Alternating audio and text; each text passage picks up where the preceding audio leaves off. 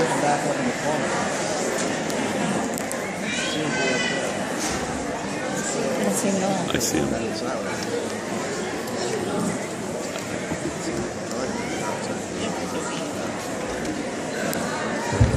Okay, folks. Seated behind me is the upper elementary advanced band. These students have been playing for 2, some of them 3 years. They went all the way through the elementary beginning band program, and they graduated up to the advanced band. We're going to perform 3 pieces for you this evening. The first piece that we're playing is called Huracan. Huracan is a Mayan word referring to a storm that is believed to be the root of the word hurricane. So in this piece, you're going to hear the storm. They're right in the middle, right around measure 38, we get this storm that happens, this back and forth type thing. We have the wind represented by this melodic pattern in the clarinets and the saxophones that goes through, and then finally we have the culmination at the end. So this is our storm piece titled Huracan.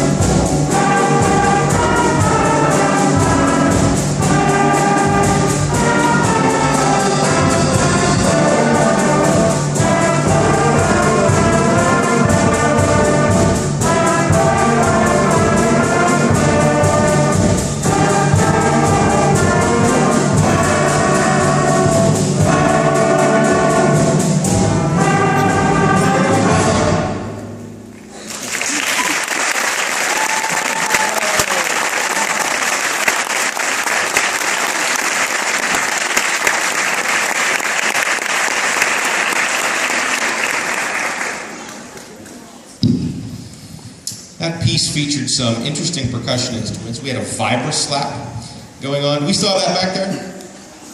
Caleb, go ahead and hit that. You don't normally hear one of these in elementary band. Go ahead. Yeah, that was fun. We had a rain stick, Joe. We actually had a gourd being played. We try to use as many different unique sounding instruments as possible with that. The next piece we're going to play is called Ghost Ship. Ghost Ship was written to represent the disappearance of the Mary Celeste in 1872. It set sail from New York City. It was heading to Genoa, Italy. It never reached its destination. On December 4th of the same year, 600 miles west of Gibraltar, it was found floating aimlessly. After boarding the ship, rescuers discovered, to their shock and amazement, that everyone on board had vanished. So this ghost ship, this legend floating out in the ocean, was the inspiration for this piece. As I've read this to the kids many times, they describe the piece as piratey. So it sounds very piratey. I know that's not a word, but that is the inspiration for Ghost Ship.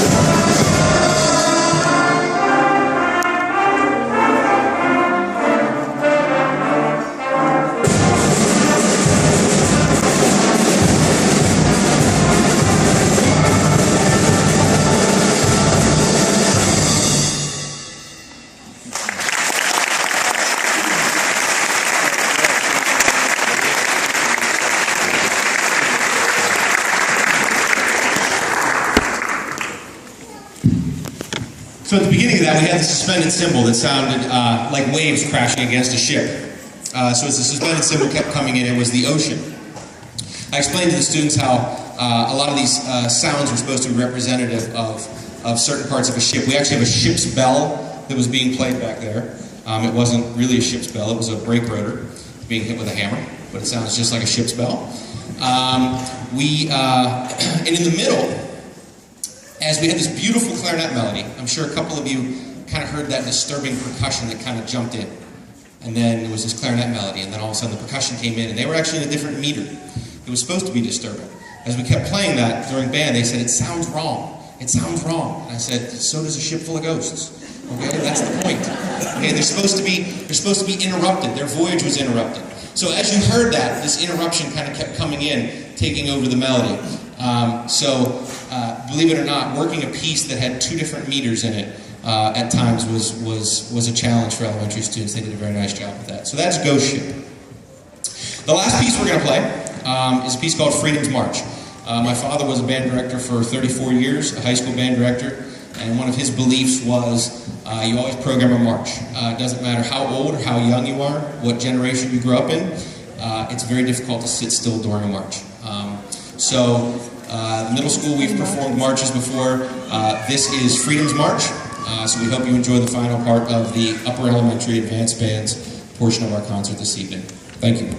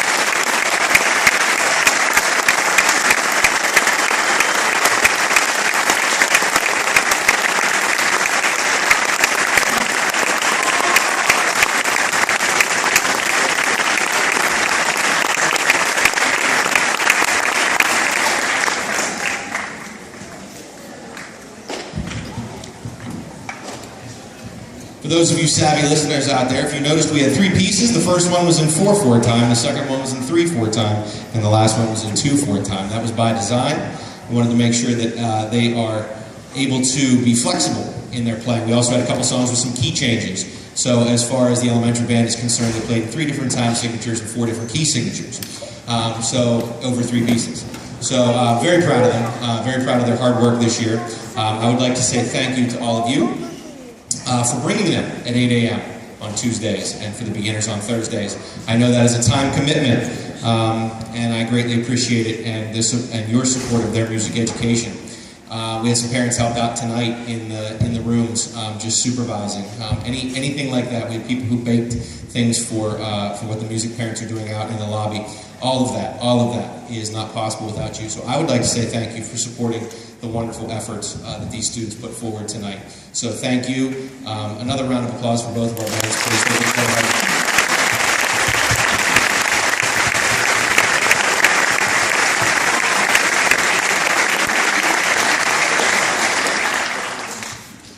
With that being said, we're going to close the curtain. We're going to take a few-minute intermission, and we're going to start the middle school portion of our program. So thank you very much, and have a great evening.